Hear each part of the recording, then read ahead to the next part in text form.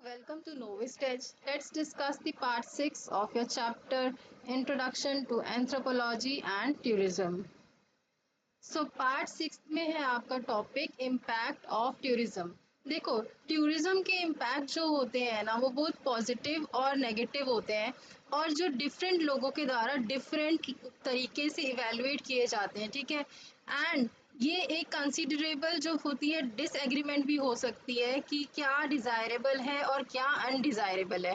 तो अब हम इसमें पढ़ने जा रहे हैं इम्पैक्ट ऑफ टूरिज्म में कि इकोनॉमिक कॉन्सिक्वेंसेस, सोशल कॉन्सिक्वेंसेस और लैंग्वेज के ऊपर क्या क्या कॉन्सिक्वेंसेस होते हैं टूरिज्म के।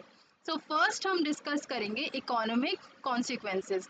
तो इकोनॉमिक कॉन्सिक्वेंसेस क्या क्या होते हैं। सबसे पहला आपको पता है कि जब भी टूरिस्ट मूव करता है एक प्लेस से दूसरे प्लेस पे, तो वो क्या देखता है कि हाँ, मेरे पास कन्वेंस भी होना चाहिए, मेरे पास रहने के लिए भी होने चाहिए, मेरे पास गाइड भी होने चाहिए जो मुझे बता सके कि यहाँ पर क्या क्या चीज़ें हैं, क्या नहीं है, क्या देखनी चाहिए। देन फूड, रेस्टोरेंट्स, होटल्स, ये सब की ज़रूरत होती है। तो उसके लिए जो जो आपकी होस्ट होता है उसका क्या होता है, एम्प्लॉयमेंट जनरेट होती है वहाँ पर, ठीक है। तो सबसे पहला जो इकोनॉमिक कॉन्सिक्वेंस है टूरिज्म का पॉजिटिव, वो है आपकी एम्प्लॉयमेंट जनरेशन। तो टूरिज्म आपकी जॉब क्रिएट करती है लोकल लोगों के लिए, जैसे कि होटल में, रेस्टोरेंट में, ट्रांसपोर्ट में, देन टूर कंपनीज में, हैंडीक्राफ्ट और जगह पे। और जो पीपल जिनके पास थोड़ी सी भी एजुकेशन होती है ना, वो भी टूरिज्म डिपार्टमेंट में कोई ना कोई काम जो है ले लेते हैं, उनको मिल जाता है। देन दूसरा इकोनॉमिक इम्पैक्ट जो पॉजिटिव है, आपको पता है कि जॉब्स क्रिएट होती हैं ट्रांसपोर्ट, फूड, क्राफ्ट इंडस्ट्रीज़ में काम। सेकंड इज़ ये फॉरेन एक्सचेंज भी लेके आता है। फॉरेन एक्सचेंज कैसे, अब जब बाहर से लोग घूमने आएंगे तो वो क्या करेंगे, अपनी करेंसी लेके आएंगे, फिर यहाँ पे वो हमारी करेंसी के साथ उसको एक्सचेंज करेंगे।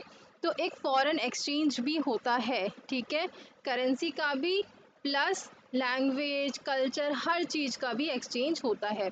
थर्ड पॉइंट है ये जो आपका लोकल बिजनेस है और स्मॉल स्केल इंडस्ट्री है उसको बूस्ट करता है। लोकल बिजनेसेस आपको पता है वहाँ पर चाहे छोटी सी चाय की दुकान भी आप अपने टूरिस्ट प्लेस पे खोलोगे वो भी बहुत ज़्यादा चल जाएगी।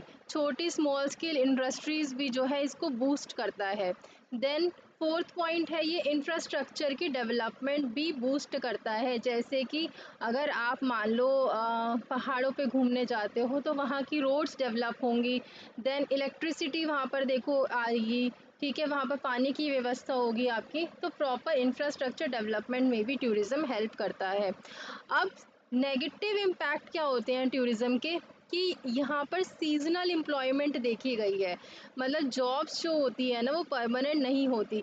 फॉर एग्ज़ाम्पल एक ऐसी जगह है जहाँ पर टूरिस्ट जो है 3 महीने ही आते हैं, मई, जून, जुलाई, और बाकी टाइम खाली रहते हैं, या फिर आप कह दो सर्दी में ही आते हैं, गर्मी में खाली रहते हैं। तो इसके लिए, इसकी वजह से ना जो एम्प्लॉयमेंट होती है वहाँ पर लोगों की वो सीजनल हो जाती है, कई जगह पे परमानेंट जॉब्स नहीं रहती हैं।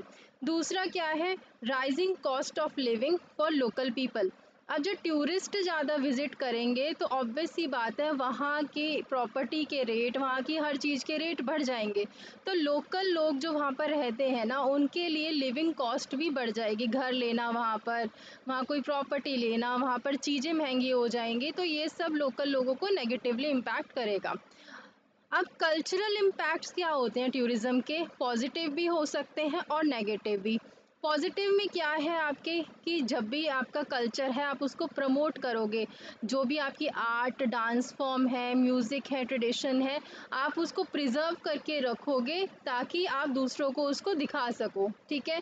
फिर जब दूसरे लोग आपके कल्चर की तारीफ़ करेंगे या देखने आते हैं आपके कल्चर को, तो उससे क्या होता है, रिस्पेक्ट और प्राइड बढ़ती है आपके लोकल कल्चर की। अब नेगेटिव पॉइंट क्या है कल्चरल इम्पैक्ट में, कि जो कल्चर है ना आपका वो कमर्शियलाइज या फिर चेंज कर दिया जाता है टूरिस्ट के लिए।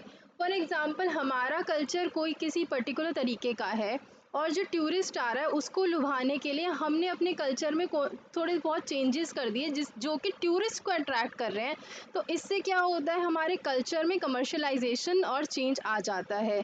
देन ट्रेडिशनल वैल्यूज़ का लॉस होता है इसमें, कि जो हमारे ट्रेडिशनल वैल्यूज़ हैं उसका भी लॉस होगा, क्योंकि जब हमने कल्चर में चेंज कर दिया, आपने ट्रेडिशन में बदलाव कर दिया अकॉर्डिंग टू टूरिस्ट, जो टूरिस्ट को पसंद है, तो उससे कल्चरल उसमें क्या कहते हैं, ट्रेडिशनल वैल्यूज़ में भी हमारी गिरावट देखी गई है। फिर डेवलपमेंट ऑफ इंफ्रास्ट्रक्चर, हम जो टूरिज़्म है ये आपका क्या इंकरेज करता है, गवर्नमेंट को और बिजनेस को बेटर रोड्स, एयरपोर्ट्स, होटल और हॉस्पिटल बनाने में, और ये जो फैसिलिटीज़ हैं ये टूरिस्ट को भी और लोकल्स को भी, दोनों को ही बेनिफिट करती हैं, ठीक है। देन लोकल बिजनेस को बूस्ट मिलता है, जो हमने पहले भी डिस्कस कर लिया है कि टूरिस्ट जो होते हैं ना वो लोकल प्रोडक्ट्स बाय करते हैं, लोकल रेस्टोरेंट्स पे खाना खाते हैं और लोकल सर्विसेज जैसे बस, ऑटो रिक्शा ये सब यूज़ करते हैं, तो इससे लोकल बिजनेस को भी बूस्ट मिलता है। प्लस स्मॉल स्केल जो बिजनेस होते हैं वो उनको भी बढ़ावा मिलता है ग्रो करने के लिए, प्लस आर्टिसंस भी वहाँ पर ग्रो करते हैं, वहाँ पर हैंडी वर्क जो हैंड क्राफ्ट होता है आपका, ये सब चीज़ें ग्रो करती हैं, ठीक है।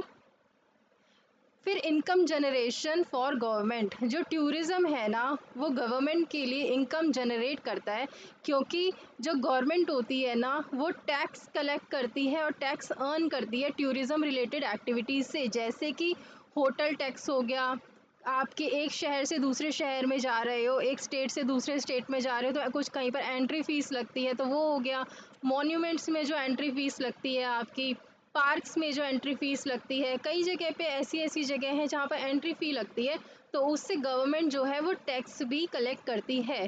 देन रिवेन्यू जो होता है ना, जो आपका जो रिवेन्यू हुआ है आपके टूरिज़्म से, वो आपका जो पब्लिक वेलफेयर है उसके लिए भी यूज़ होता है, और जिसकी वजह से जो गवर्नमेंट की इनकम जनरेशन है वो भी होती है, प्लस गवर्नमेंट जो है लोकल लोगों का फ़ायदा भी करती है।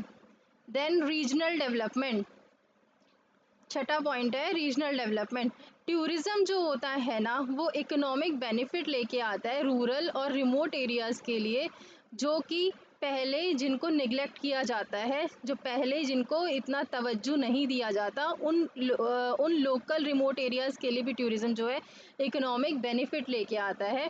प्लस ये हेल्प करता है रीजनल डेवलपमेंट के बैलेंसिंग में।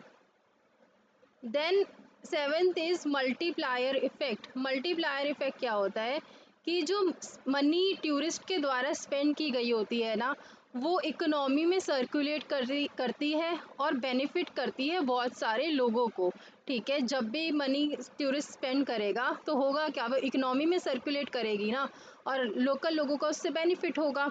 देन एग्ज़ाम्पल लेते हैं, एक टूरिस्ट जो है वो होटल में पे करता है, ठीक है, उससे जब वो टूरिस्ट जो है होटल में पे करेंगे उससे जो होटल स्टाफ की सैलरी होती है ना वो जनरेट होती है, तो होटल क्या करेगा उस पैसे से अपने स्टाफ को सैलरी देगा। अब सैलरी दे दी उसने स्टाफ को, अब यही स्टाफ सैलरी का यूज़ कहाँ करेगा, अपने बच्चों की फ़ीस भरने में, ग्रॉसरीज़ को बाय करने में, बाकी चीज़ों को बाय करने में, ठीक है। अब एक छोटा सा एग्जांपल लेते हैं कि भाई होटल ने स्टाफ को सैलरी दी, स्टाफ ने ग्रॉसरी बाय करी, और उससे क्या होगा, जो ग्रॉसर होता है ना उसको फ़ायदा हुआ। तो आप देख सकते हो मनी कैसे सर्कुलेट कर रही है, होटल में आपने पैसा दिया, वही पैसा कहाँ पहुँचा, स्टाफ के पास, स्टाफ ने ग्रॉसरी बाय करी, ग्रॉसर के पास पहुँचा, ठीक है। ऐसे ही ग्रॉसर के पास पहुँचा तो जब वो और सारी चीज़ें लेके आएगा वेजिटेबल्स वगैरह, तो फार्मर के पास भी पैसा पहुँच जाएगा, इस तरीके से मिडल मैन के पास भी पहुँचेगा, ठीक है, जो थोक व्यापारी है उसके पास भी पैसा पहुँचेगा, तो इस तरीके से जो है आपकी मनी जो है वो सर्कुलेट करती है। Then eighth point is it encourages investment, ये इन्वेस्टमेंट को एंकरेज करता है। टूरिज़्म आपका डोमेस्टिक और फॉरेन इन्वेस्टर्स को ना एंकरेज करता है ताकि वो होटल्स में, रिजॉर्ट्स में और इंफ्रास्ट्रक्चर प्रोजेक्ट्स में क्या करें, इन्वेस्ट करें। अब बात करते हैं सोशल कॉन्सिक्वेंसेस टूरिज़्म की। टूरिज़्म सिर्फ इकोनॉमी को इफ़ेक्ट नहीं करता बल्कि सोशल चेंजेस भी लेके आता है होस्ट कम्युनिटी के लिए, जहाँ पर आप विज़िट करते हो और जो लोग वहाँ रहते हैं उन्हीं को होस्ट कम्युनिटी कहते हैं। अब ये जो सोशल कॉन्सिक्वेंसेस है ना ये पॉजिटिव और नेगेटिव दोनों हो सकते हैं।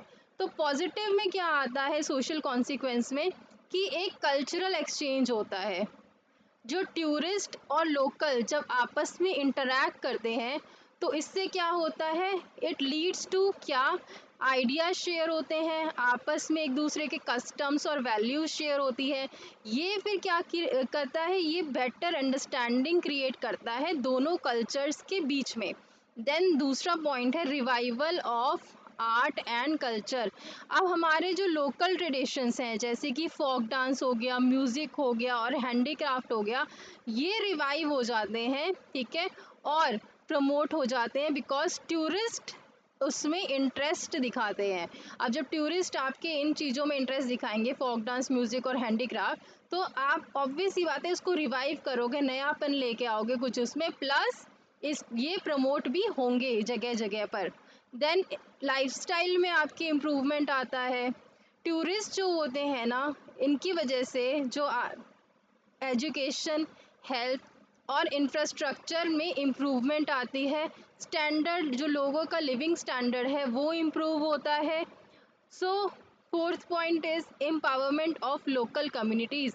अब आपने देखा होगा कि टूरिज़्म जो होता है ना, वो लोकल्स के लिए, विमेन भी और जो वहाँ के यूथ हैं उनके लिए अपॉर्चुनिटीज़ क्रिएट करता है ताकि वो अर्न कर सके और पार्टिसिपेट कर सके डिसीजन मेकिंग में। सो बेसिकली एम्पावर्ड करता है लोकल कम्युनिटीज़ को।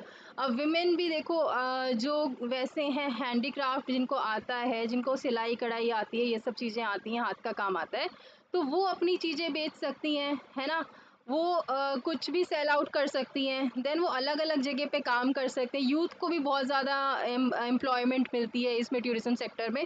तो अपॉर्चुनिटीज़ क्रिएट करता है लोकल्स के लिए भी और विमेन के लिए भी। फिर कुछ नेगेटिव कॉन्सिक्वेंसेस भी होते हैं, सोशल कॉन्सिक्वेंसेस, वो क्या, कल्चरल पॉल्यूशन।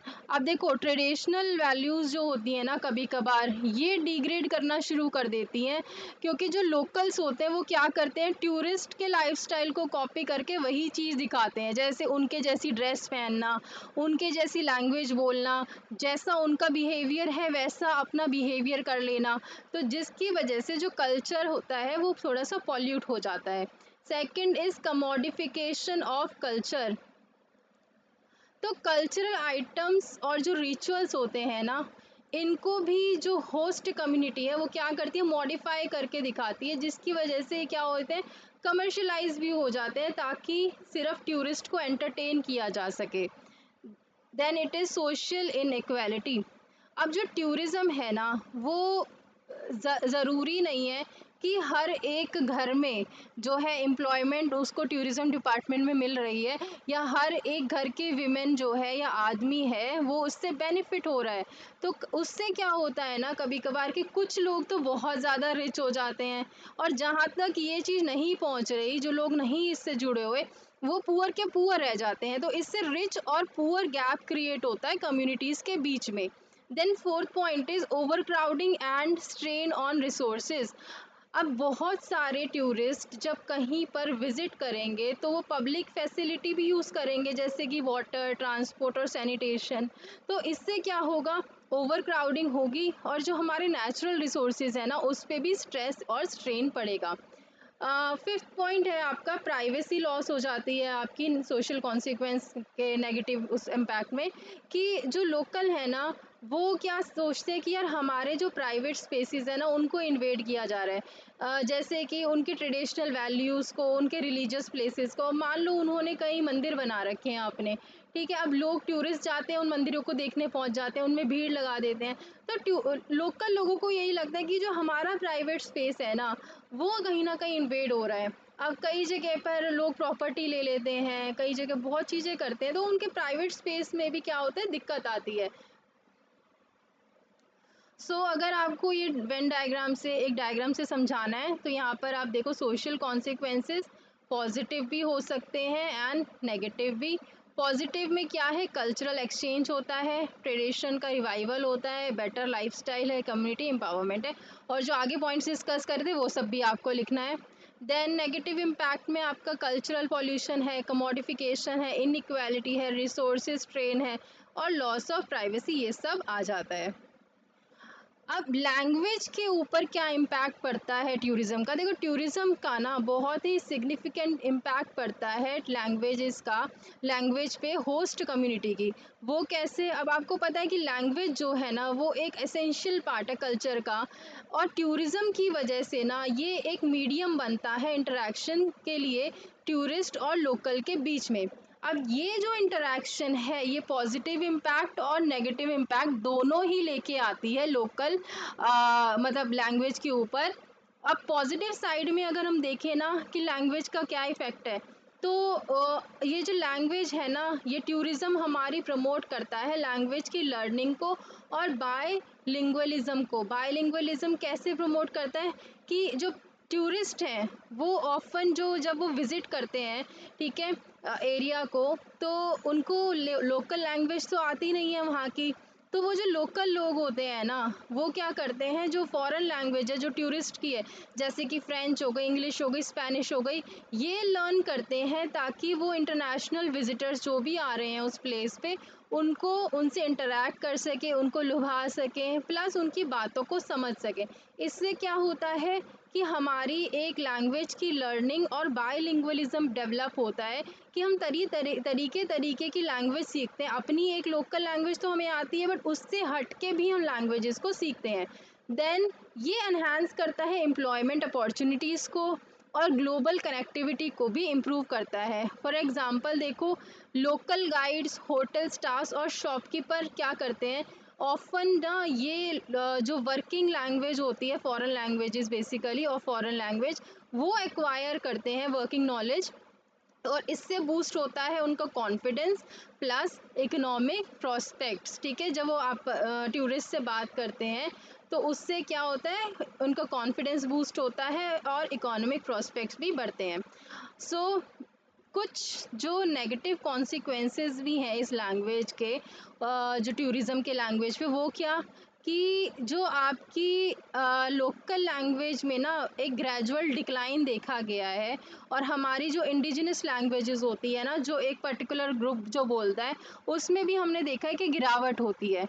जैसे जैसे टूरिज़्म ग्रो करता है तो जो लोग हैं वहाँ पर रहते हैं वो अपनी नेटिव लैंग्वेज जो उनकी अपनी भाषा होती है ना उसको छोड़ देते हैं और वो वाली भाषा बोलने लग जाते हैं जो टूरिस्ट ज़्यादा समझते हैं और टूरिस्ट को ज़्यादा पसंद आती है।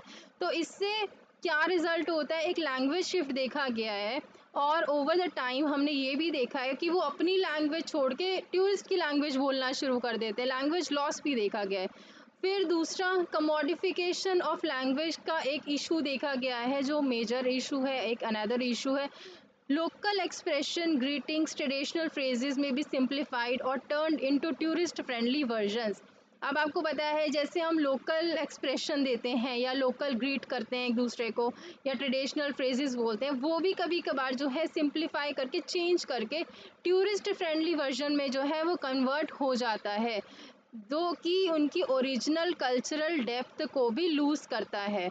देन लैंग्वेज जो होती है ना ये एक टूल है बिजनेस का rather than carrier of cultural identity. Language आपकी क्या बन जाती है, एक बिजनेस का माध्यम रादर देन एक कल्चरल आइडेंटिटी की बजाय। ठीक है, जो यहाँ पर ऑथर्स है ना, ये मैंने नाम नहीं लिखे हैं यहाँ पर ऑथर्स के, पर जो ऑथर्स हमारे वो क्या कहते हैं ना, वो कहते हैं कि ये जो चेंज है ना लैंग्वेज का ड्यू टू टूरिज्म, ये एक पार्ट है लार्जर कल्चरल ट्रांसफॉर्मेशन का। जब यंगर जनरेशन्स आपकी फॉरेन लैंग्वेजेस को प्रायोरिटाइज करती हैं अपनी मदर लैंग्वेज के ऊपर, तो जो कम्युनिटी का लिंग्विस्टिक हेरिटेज होता है ना वो रिस्क पे आ जाता है।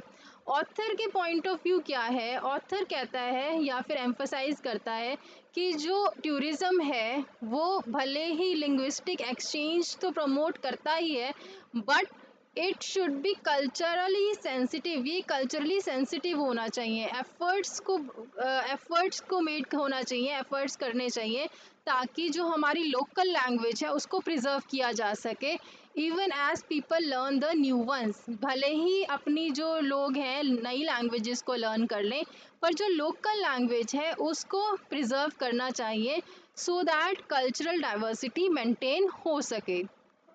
So this is all in this and your chapter 1 is completed. Next part में आपके प्रीवियस ईयर क्वेश्चंस जो भी उससे बने हैं आपके इस चैप्टर से वो मैं करा दूंगी। ये चैप्टर कंप्लीट हो जाएगा। नोट्स आपके ऑलमोस्ट तैयार कर ही दिए हैं मैंने, आप परचेज कर लेना, बट वो मैं शायद लास्ट में उसका लिंक डालूंगी जब मैं सारा कुछ कर दूंगी, उसके बाद आप परचेज कर सकते हो नोट्स को। ठीक है, चलो टेक केयर।